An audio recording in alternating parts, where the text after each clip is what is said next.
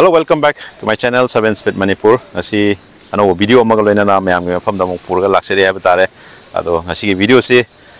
yamna unique oi gado bodo makhal gi video ni go. Kana ko channel si nong na thengna bi yaw gadi subscribe like and share tokshan bi ko. Yamna thaja do bike ni kenoni cruiser bike ha batare. Ado kogi 350 gi segment da leiba do makhal gi bike ni ko ngasi share ka dori se dum thumbnail da yeng ga su dum yam khangbiram bani ado ko yeng badadi mandi maloi ado bu magi beijing di yeng kan dum kha khani ko. Adi how is it video se okay sida lere gari si sida uriba gari sini ko hai riba gari si adum he yeng badadi thazaroi adum classic 350 adum yeng dum malang ni ko aina magi keno si he beijing je si uriba di dum akoi gi classic 350 gi keno ne na dum khalang ni adu yeng anjara ke sim bi ko sini ko Honda CB 350 gi koi gi Deluxe sina pro ba Deluxe da koi sigi sida makal ani lay ba mage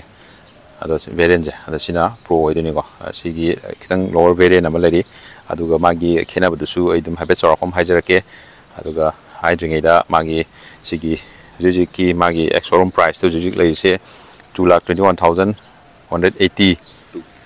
to ne swaina lay ba ado yeng bio aduga gari sigi ana kena tau jeng da yeng jeng ai koi nam tang magi looks yam tang yeng thong ni sigo asina front looks main le ni aduga side looks ni ko ai si yeng da dum camera da video da yeng da gidi koi gi real wena yeng ba kan da masak se koi gi pura dum koi keno ni classic 350 ga dum ai ba dum mana re ko adum he yeng da su kanam su habit si smaina na magi Honda se Beijing ji ko u da bida si kai no na habi matam dum 350 ne dum har kani ko ado okay magi price hike ro matung da mu magi si color option tarup ta la kani ko sina ko gi black color hai tare ko dum yeng da dum yamna classy oi ba adum makhal gi yamna premium oi ba adum adum yeng da dum male ko adum kitang dum koi premium segment da leba gari makhal dum male chrome treatment dai toy go mayam si yeng kan da ko aduga magi koi price high ram tung magi engine gi power output se koi bhp se 21.7 smaina lakh ni ko 5,500 rpm da aduga magi keno sina newton meter sina 30 newton meter smaina lai ko ado classic adum kitang slightly sina kitang torque ta keda kitang pulling power ko kitang slightly point some khadi mana dum hele ko helmede aduga magi liquid cool di oidre ko sina mu air cool mu oibu ko engine ja okay aduga magi keno se side lom dagi dum han hawra ji ko side che kai kamaina view se kamaina uge habda dum hajara ge mathang somda lakpa kanda khoi gi maje mamangi koi suspension type se koi USD type this mine yaure ko yamna koi magi spoke se magi keno je ko yam sawe ko sigi ana magi sigi keno se madi yeng bada mid se pe la habda aduga disc ki size se koi 310 mm china live ni ko aduga maje stage ju magi koi safety feature da hara kan koi dual ABS dum la ani ko se da aduga se da alloy spoke se ju alloy ni la ani se da yeng biro yeng da dum yamna kenoi yeng da yamna kai tare yamna classy oi ba dum ma dum oi ba aduga tubeless tire oi rani aduga mai tire gi size na koi gi 100 by 90 19 keno da 19 inches main lakh ni ko MRF ki tire ne aduga somda lakpa kanda koi gi agi engine gi layout che koi gi slightly koi gi chrome treatment khara su yaure aduga dark chrome da ko koi layout si yam pajana neat and clean de ko yam ong ta ne yauri ko adu sida ju koi gi horn gi keno se sida ani hape ko adu ga sigi magi engine gi layout ching pura dark chrome de electric la ga yam na ana masa na na dum le haitare engine de yem de busy oi do adu oi de go yem se de Honda gi Beijing star chrome na pa ko adu magi silencer ju yong straight oina sumaina dum ana lai ko aduga maning lom da lakpa kan su maning gi koi gi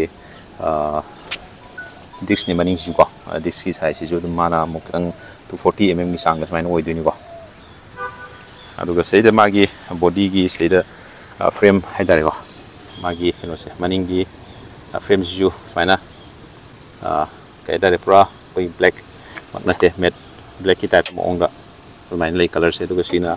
elengi magi footrest main lay ne aduga sina rubber na maina hape ko mamangi sina aduga maina maningi koi gi kenose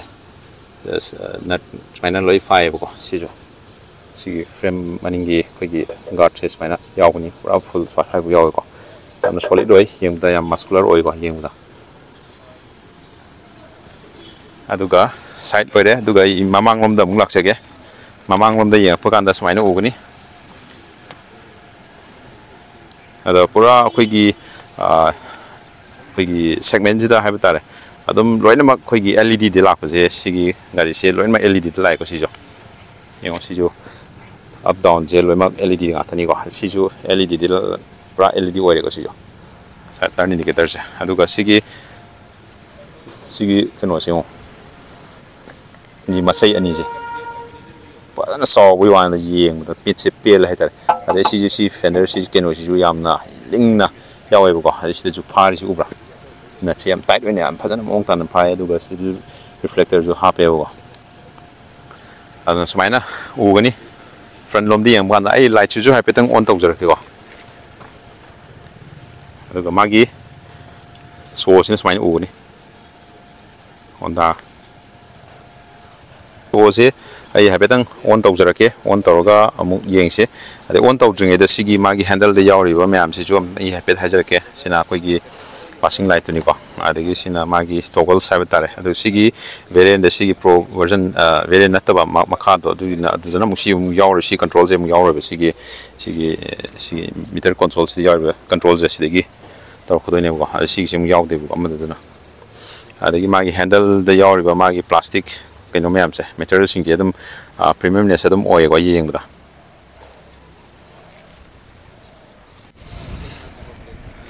smaina ugani adu som na kandana mo ko gi engine kill switch dal la le ko andagi sida hazard ki signal ma su di yauri ko aduga ai si gi ko gi si steel gi handle bar steel smaina pi ko adi si su ai on tor ga yeng jara ke ko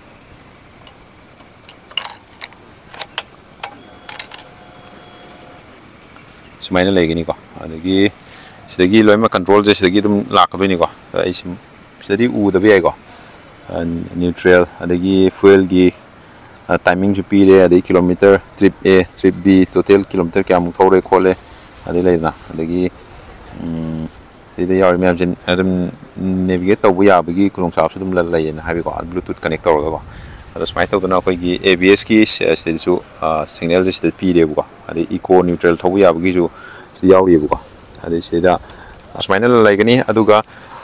si somda makharom da somda lakpa kanda khoi gi magi tanki thaw gi hapam se si adukimatic sawe ko sawe aduga ma se khoi 15.2 sam smaina 15.2 gi liter gi tank capacity smaina oi ko adu ma se E20 sina ba ya have ne ko si thai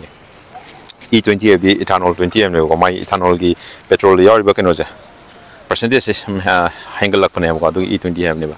aduga sida Honda yana si thare mai beijing do ko adu sida ko gi foot keno hai tare grip hai tare ko kongi sida ko gi thai da kuru si tham kana grip to kitang tight oin tham badum yana na keno ni ko gi CV have the city bike have ni ko maroina hem am na pam na ko gi kari se city da drive to da hen comfortable oin na thobu yana na bai damakta hai tare ko adu damakta mai city bike oin na smaina semak ni ko aduga airline piba koi mileage si hai tare ko mileage se koi mana phangise around koi 42 to 45 si sang si smaina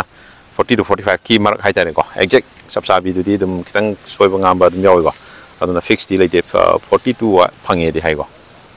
this my lay aduga maning lom da lakpa kanda maning gi se smaina ugani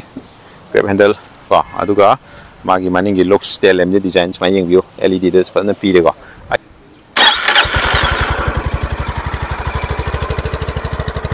ini adagi magi music sound je hapetang yeng je ko sound je kamai to ge do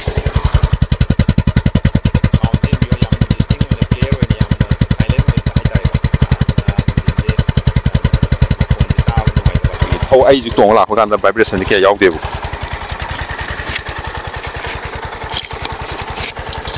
aduga cái gì xong đó là có cái mang lom đó là có cái CPU fully cái gì up down phải nè mang chứ LED đó phải sử dụng con tàu đi qua ngal đi qua yang ra đi qua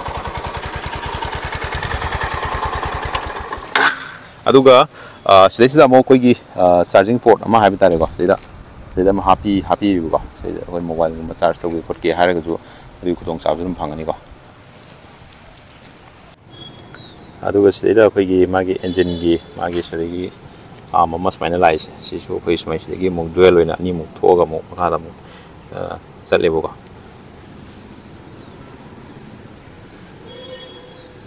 aduga gari sigi magi koi dimension ice cream hapsara ge aduga magi koi gi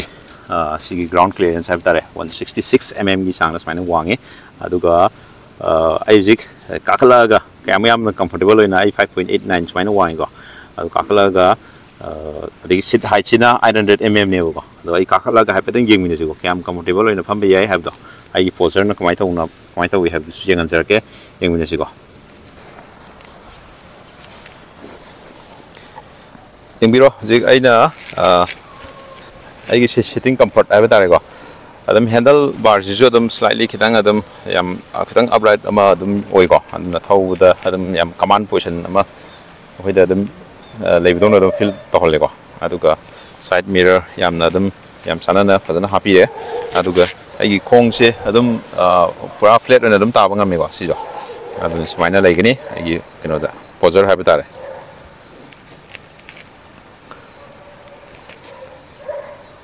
ado 5.5 ko 5.56 sudum pura flat smaina ta jaga su kitang slightly smaina dum lakani ko aduna dum koi gi height na sudum adum thobu ya bagi haidi adum yamna uncomfortable oiba kino di oi dong mandi ko adum si sudum kino thongna thobu ya dong mandi okay overall gari se look wise yengba yamna classy oi yang bada yam na maong tai aduga yam na koi gari gi koi cup weight lom da lak kan da su 187 kg gi smaina laigini ko adai moi gi Honda CB RS adigi highness tagi sina slightly kitang magi weight se kitang hele bu go hen misna mar moi kan da mana koi gi long ride chat kan da ma to kan da kitang mana koi stability control ju kitang nuai ko yam heaviness